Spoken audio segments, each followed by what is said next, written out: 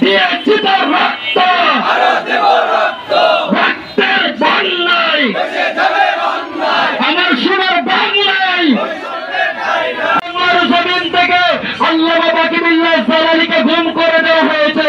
আমরা দেখেছি কারবালার জমিনে ইমাম পরিবার পরিপালন করতে পারে নাই, আর আমরা 2025 সালে এসে দেখতে পাইলাম আমার ভাই যখন মিত্র সজ্জায় কাঁদতে ছিল, পুলিশ শাসন জমানের সামনে পানি নিয়েও তার জমানে পানি ঢেলে দেয় নাই।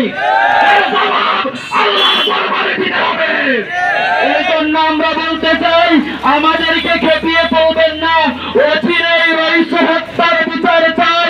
যারা এই হত্যাকাণ্ডের সাথে জড়িত তাদের নিশ্চিত ফাঁসির কাস্টে ঝুলাতে হবে।